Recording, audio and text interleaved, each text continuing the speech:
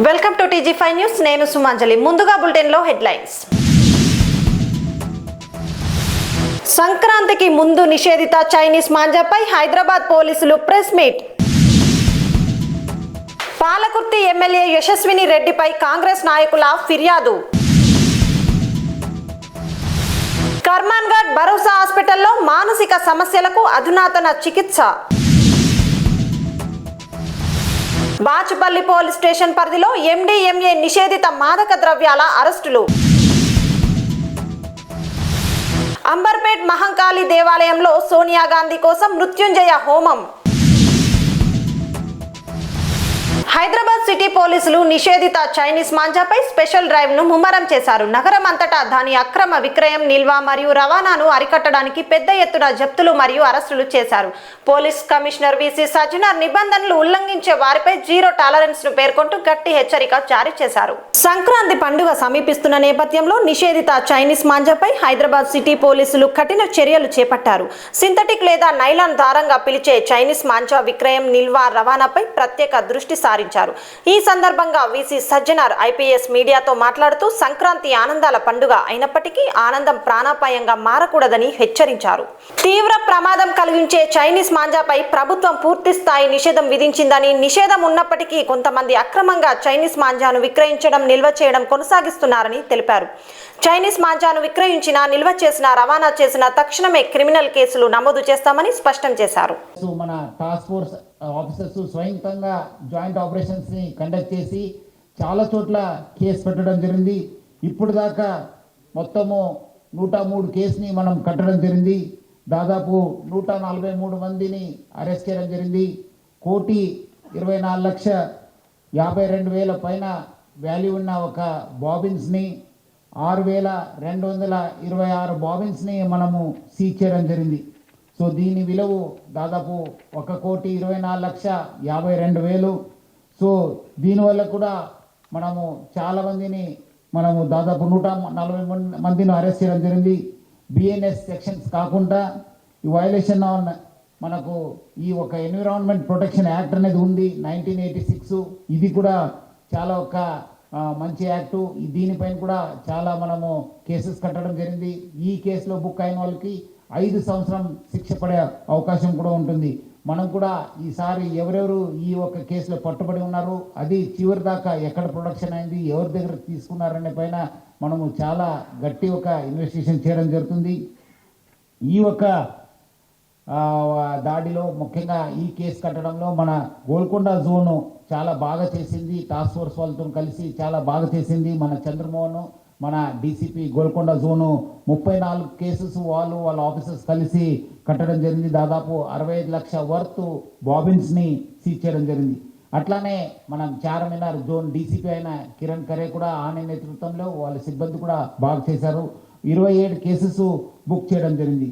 అట్లానే task force చాలా మంచి పని చేయడం జరిగింది. చాలా కమెండబుల్ జాబ్ చేసింది.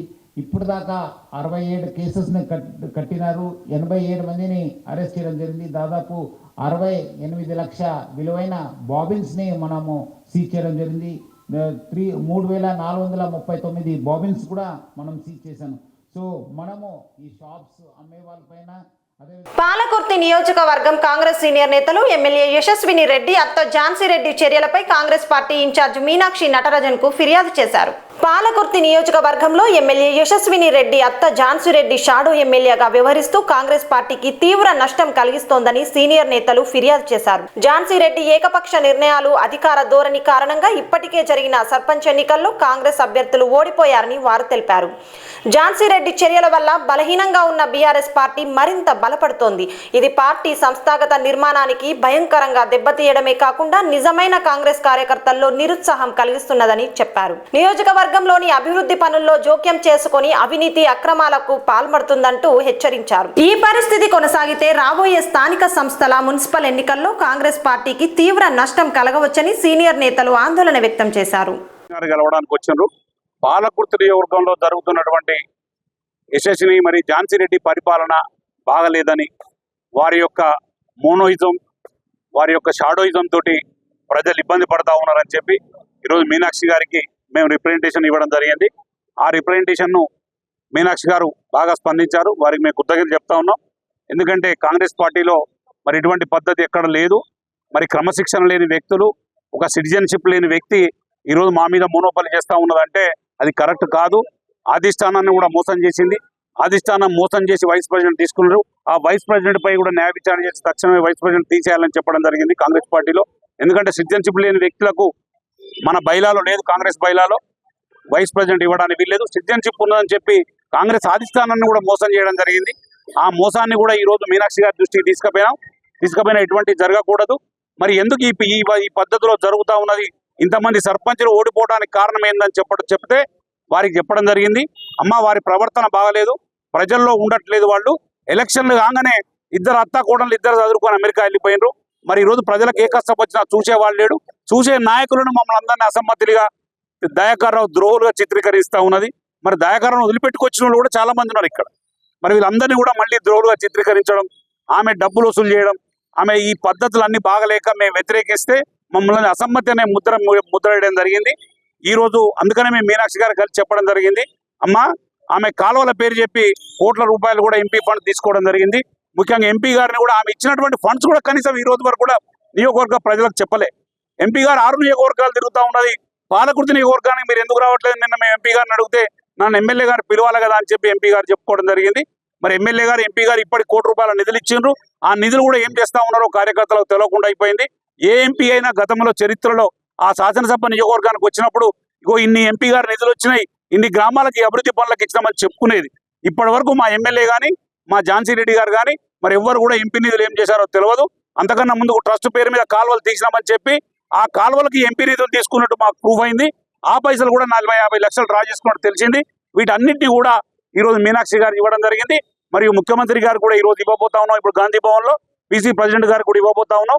మేము ఒకటే రిక్వెస్ట్ చేసేది కాంగ్రెస్ పార్టీకి, మా అధిష్టానానికి చెప్పుకునేది ఒకటే, అయ్యా పార్టీ నష్టపోతా ఉన్నది, పాలకుర్తి నియోజకవర్గంలో పార్టీని కాపాడనని మేము చేతులెత్తి జోడించుకుంటా ఉన్నాం. ఎందుకంటే కాంగ్రెస్ పార్టీ అధికారంలోకి వచ్చి 47,000 ఓట్ల మెజార్టీ తోటి కాంగ్రెస్ పార్టీని ప్రజలు గెలిపించిండ్రు. అటువంటిది లోకల్ బాడీ ఎలక్షన్లో 2,000 మెజార్టీ టీఆర్ఎస్ మెజార్టీ వచ్చి చూపెడతా ఉన్నది. మరి దాన్ని దృష్టిలో పెట్టుకోకపోతే రాబోయే రోజుల్లో పార్టీకి నష్టం జరుగుతుందని చెప్పి మేము మరొకసారి మీనాక్షి గారికి, మా ముఖ్యమంత్రి గారికి, మా పీసీ ప్రెసిడెంట్ గారికి మరొకసారి రిక్వెస్ట్ చేస్తా ఉన్నాం. దీన్ని తక్షణమే స్పందించి రేపు తొర్రూరు మున్సిపాలిటీ నియోజకవర్గంలో ఒకటే మున్సిపాలిటీ ఉంది. బాచుపల్లి పోలీస్ స్టేషన్ పరిధిలో MDMA వంటి నిషేధిత మాదక ద్రవ్యాలను విక్రయిస్తున్న 2 వ్యక్తులను పోలీసులు అరెస్టు చేశారు. అదేవేళ వారితో పాటు పరారీలో ఉన్న మరో 2 నిందితుల కోసం ప్రత్యేక గాలింపులు జరుగుతున్నాయి. బాచుపల్లి పోలీస్ స్టేషన్ పరిధిలోని మాదక ద్రవ్యాల అక్రమ కార్యకలాపాలను నిర్దేశించుకొని పోలీసులు ప్రత్యేక ఆపరేషన్ నిర్వహించారు. పోలీసుల ప్రకారం కూన రాజు చందు మరియు ఎస్ నంజప్పను అరెస్టు చేశారు. వారి వద్ద నుండి 11.34 గ్రాముల MDMA మరియు 3 సెల్ ఫోన్లు స్వాధీనం చేసుకున్నారు. కుకట్పల్లి ఏసీపీ రవికిరణ్ రెడ్డి తెలిపారు. గోవాకు చెందిన ఇనోవా షైజా, బెంగళూరుకు చెందిన యశ్వంతులు ఇంకా పరారీలో ఉన్నారని, ముందుగా ఈ నెల 5న A1 మాదక ద్రవ్యాలు ఉపయోగిస్తున్న గంప శ్రీహర్షను పోలీసులు అరెస్టు చేసి వారి వద్ద నుండి 1.24 గ్రాముల MDMA స్వాధీనం చేసుకున్నారు. నిన్న ఈవినింగ్ 7:30 ఆ ప్రాంతంలో చందును పట్టుకోవడం జరిగింది. చందుతో పాటు అందులో నంజప్ప అని చెప్పి కర్ణాటకకి చెందిన వ్యక్తి, ఇతనికి ఈజ్ ఆల్సో సప్లయర్. అయితే అతని వీరిద్దరు పొజిషన్లో మన 11.34 గ్రాముల MDMA డ్రగ్, అంటే దీన్ని సింథటిక్ డ్రగ్ అంటారు. ఫర్ ఎగ్జాంపుల్ ఇవి గాంజాయి, కొకేన్ ఇవేవైతే ఉంటాయో, ఈ గాంజాయి ఏమో ఫ్లవర్స్ నుంచి చెట్ల నుంచి వచ్చే ఆకుల ద్వారా, ఇవన్నీ సింథటిక్ డ్రగ్స్, ఇవన్నీ కూడా ఫ్యాక్టరీలో తయారు చేసే డ్రగ్స్ అన్నట్టు.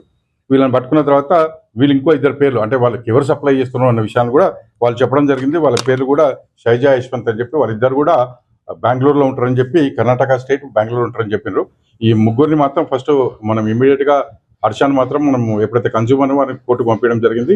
ఆ తర్వాత వీళ్ళిద్దరిని కూడా మనం కస్టడీ తీసుకున్నామండి. ప్రస్తుతానికి 11.34 గ్రామ్స్ ఆఫ్ MDMA డ్రగ్ కూడా సీజ్ చేయడం జరిగింది. ఇందులో ఇంకో 2 సప్లయర్స్ మనకి కస్టడీ పెండింగ్ ఉన్నారు, వాళ్ళు అబ్స్కాండ్లో ఉన్నారు. వాళ్ళని పట్టుకోగానే ఇమీడియట్గా కోర్టుకు పంపిస్తామండి.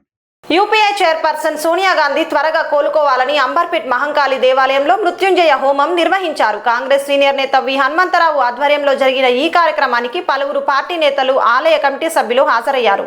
బడుగు బలహీన వర్గాల పేదల పక్షాన సోనియా గాంధీ ఆరోగ్యం త్వరగా కోలుకోవాలని మహా మృత్యుంజయ హోమం అంబర్పేట్ మహంకాళి దేవాలయంలో నిర్వహించారు. ఈ కార్యక్రమాన్ని రాజ్యసభ మాజీ సభ్యుడు, కాంగ్రెస్ పార్టీ సీనియర్ నేత వి హనుమంతరావు ఆధ్వర్యంలో నిర్వహించారు.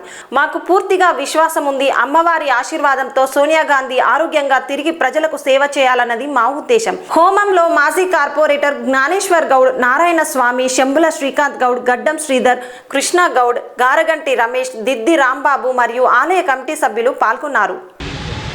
ఆరోగ్యం బాగలేక హాస్పిటల్లో జాయిన్ కావడం జరిగింది. గతంలో కూడా ఆమె అమెరికా ట్రీట్మెంట్ పోయినప్పుడు కూడా మృత్యుంజయ యజ్ఞం చేయడం జరిగింది. నా ఉద్దేశంలో మహంకాళి దయ వల్ల ఆరోగ్యంగా తిరిగి రావాలని ఈనాడు ఆమె ముందు హోమం చేయడం జరిగింది. తప్పనిసరిగా ఆమె బాగుండి బడుగు బలహీన వర్గాలకు దేశం గురించి ప్రధానమంత్రి పదవి వచ్చినా నేనుండను అని ఆలోచన చేసినటువంటి ఏకైక నాయకురాలు, పదవి గురించి పోరాడుకుంటున్నటువంటి సమయంలో పదవి ముఖ్యం కాదు, దేశ ప్రజల ఆరోగ్యం ముఖ్యం, వాళ్ళ అభివృద్ధి ముఖ్యమని ఆనాడు డాక్టర్ మన్మోహన్ సింగ్ గారిని ప్రధానమంత్రి 2 సార్లు చేయగలిగింది. అలాంటి దేవతకు ప్రజల పక్షాన మంచి ఆరోగ్యంగా తిరిగి ఏ విధంగా గతంలో బడుగు బలైన వర్గాలకు ఆలోచన చేసిందో అదేవిధంగా ఆ అమ్మ మంచి హెల్త్తో వచ్చి ప్రజలకు సేవ చేయాలన్న ఉద్దేశంతో ఇవాళ మృత్యుంజయాగం చేయడం జరిగింది. తప్పనిసరిగా నాకు గట్టి నమ్మిక, అమ్మవారి దయ వల్ల ఆమె బాగుండి వచ్చి ప్రజలకు సేవ చేయాలన్న ఉద్దేశమే ముఖ్యం. తప్పనిసరిగా అమ్మవారి దయ ఆమె ఉంటుంది, ఆమె ఆశీర్వాదం ఉంటుంది. మల్కాజ్గిరి మాజీ ఎమ్మెల్యే మైనంపల్లి హనుమంతరావు జన్మదినాన్ని పురస్కరించుకొని కాంగ్రెస్ పార్టీ నాయకులు మరియు కార్యకర్తలు విస్తృత సేవా కార్యక్రమాలు నిర్వహించారు. విద్యార్థులకు ఉచిత షూస్ పంపిణీ, రక్తదాన శిబిరాలు, అన్నదాన కార్యక్రమాలు నిర్వహించారు. మల్కాజ్గిరి డివిజన్ కాంగ్రెస్ అధ్యక్షుడు జీడి సంపత్ కుమార్ గౌడ్ ఆధ్వర్యంలో కాంగ్రెస్ సీనియర్ నేతలు మైనంపల్లి హనుమంతరావు జన్మదినాన్ని పురస్కరించుకొని ప్రభుత్వ బాలికల పాఠశాలల్లో విద్యార్థినులకు ఉచిత షూస్ పంపిణీ చేయబడింది. విద్యార్థులు, తల్లిదండ్రులు కాంగ్రెస్ నాయకులకు కృతజ్ఞతలు తెలిపారు. తదుపరి ఆనంద్ బాగ్ చౌరస్తాలోని వెంకటేశ్వర స్వామి ఆలయ సమీపంలో వందలాది యువత కాంగ్రెస్ కార్యకర్తలతో రక్తదాన శిబిరం నిర్వహించారు. జీడి సంపత్ కుమార్ గౌడ్ మాట్లాడుతూ సమాజానికి సేవ చేయాలనే లక్ష్యంతో మైనంపల్లి హనుమంతరావు జన్మదినాన్ని సేవా కార్యక్రమాలుగా నిర్వహిస్తున్నాం. రేపు భారీ ఎత్తున అన్నదాన కార్యక్రమం కూడా ఏర్పాటు చేస్తాము.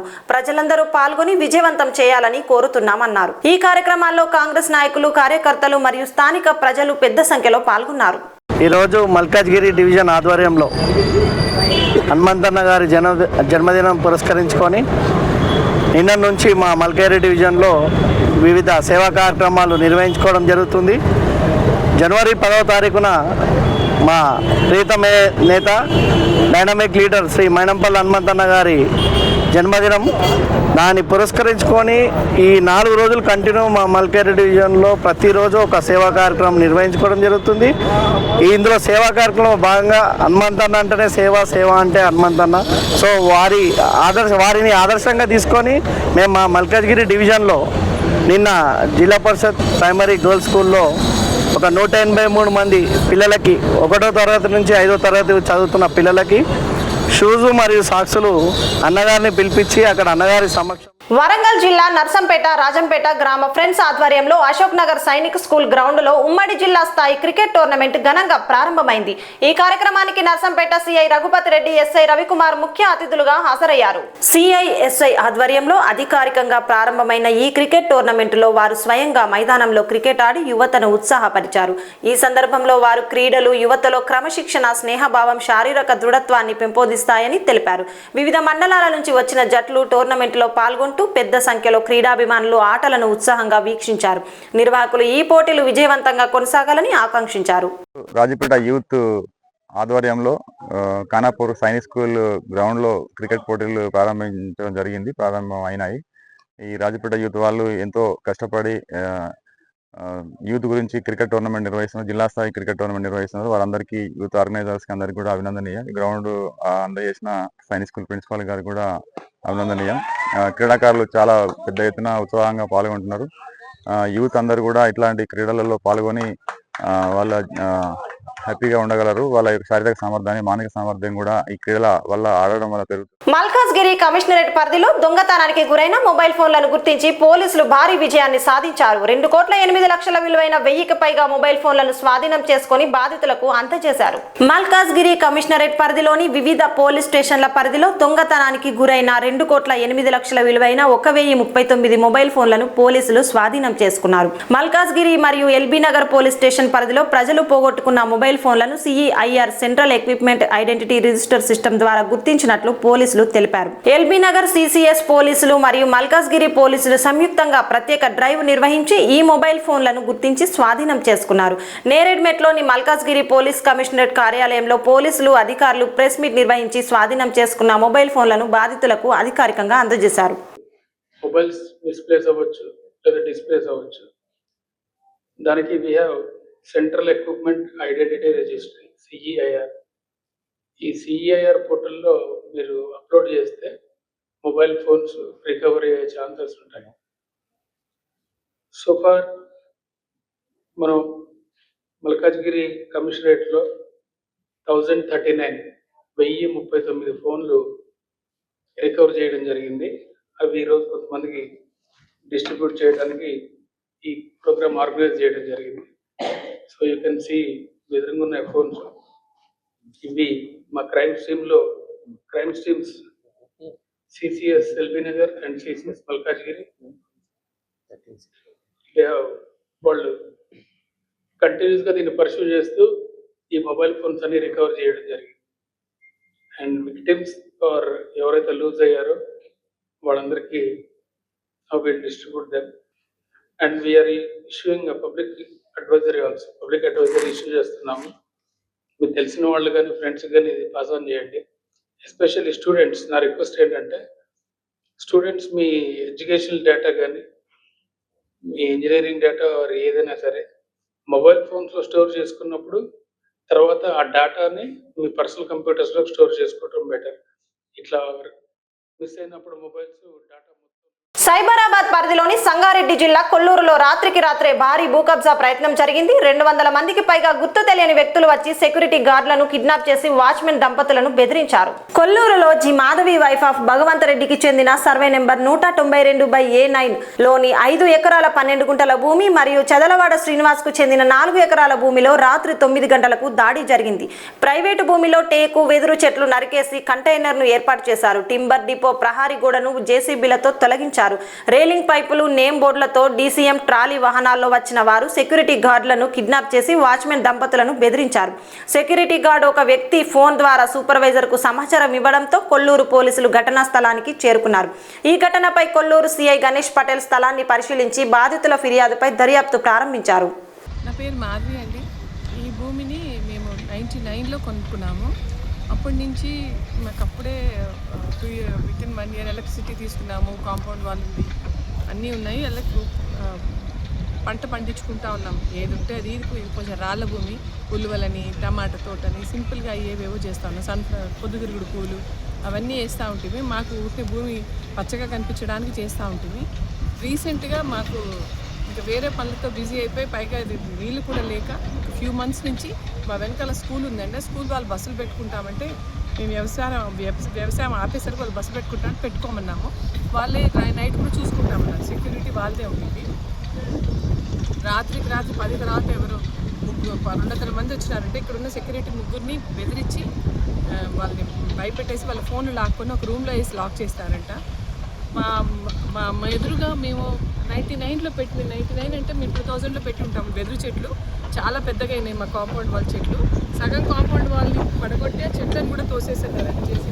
అలా ఎంటర్ అయ్యి మాకు సైడ్కి ఏషియన్ టింబర్ మా నేబర్స్ ఉంటారు. వాళ్ళకి మాకు మధ్యలో కూడా గోడ ఉంది. ఆ గోడను కూడా పడగొట్టేసి అది చూడొచ్చు. వాళ్ళ దాంట్లో కూడా ఎంటర్ అయినారు. వాళ్ళని కూడా ముగ్గురిని కొట్టి వాళ్ళని బంధించి కార్లో తీసుకెళ్ళి నార్సింగ్ అవతల వదిలేసినారంట. ఆ వదిలేసిన వాళ్ళు ఒక తన దగ్గర లక్కీగా అతన్ని కొంచెం అలర్ట్ ఉండి 3:30కి ఫోన్ చేసి వాళ్ళ సార్కి చెప్పినారు ఇట్లా వచ్చినారు ఇందులోకి ఎవరో అని. అప్పుడు వాళ్ళు పోలీసులు అలర్ట్ చేస్తే పోలీసులు వస్తే చాలామంది పారిపోయినారు. ఒక 30-40 మంది దాకా దొరికినారు. వాళ్ళు పోలీస్ స్టేషన్లో ఉన్నారండి. 192 ఉస్మాన్ నగర్. మాది 5 ఎకరాల 12 గుంటలండి. మా మా మా నేబర్ది ఉంటుందండి, ఎంత ఉంటుందో తెలియదు. 8 ఎకరాలు. ఓన్లీ మీ దాంట్లోకి వచ్చారు, వాళ్ళ దగ్గర కూడా వాళ్ళ మాది వాళ్ళకి మధ్యలో కాంపౌండ్ వాళ్ళు పగలగొట్టి అటు కూడా పోయినారు. వచ్చిన వాళ్ళు ఎవరు అసలు తెలియదండి. అట్లా తెలిస్తే ఇంతకుముందు ఎప్పుడైనా జరిగిందా? లేదండి, ఇది ఇప్పుడే చేసింది. కేసు బుక్ అయింది. వాళ్ళు ఉన్నారు పోలీస్ స్టేషన్లో. వాళ్ళని అడుగుతున్నారు ఎవరు పంపించినారు ఏంటని. వాళ్ళు కనుక్కుంటారు. ఇంకా అది అది వాళ్ళ పని కదా, మన పని. నా పేరు మాధవి. మీ పేరు మీద ఉందా ల్యాండ్? అవును. బులెటిన్ ముగించే ముందు హెడ్లైన్స్ మరోసారి. సంక్రాంతికి ముందు నిషేధిత చైనీస్ మాంజాపై హైదరాబాద్ పోలీసులు ప్రెస్ మీట్. పాలకుర్తి ఎమ్మెల్యే యశస్విని రెడ్డిపై కాంగ్రెస్ నాయకుల ఫిర్యాదు. కర్మాన్ఘాట్ భరోసా హాస్పిటల్లో మానసిక సమస్యలకు అధునాతన చికిత్స. బాచుపల్లి పోలీస్ స్టేషన్ పరిధిలో MDMA నిషేధిత మాదక ద్రవ్యాల అరెస్టులు. అంబర్పేట్ మహంకాళి దేవాలయంలో సోనియా గాంధీ కోసం మృత్యుంజయ హోమం. ఇవి ఈనాటి బులెటిన్స్. మరో బులెటిన్తో మళ్ళీ కలుద్దాం. అంతవరకు చూస్తూనే ఉండండి TG5 న్యూస్.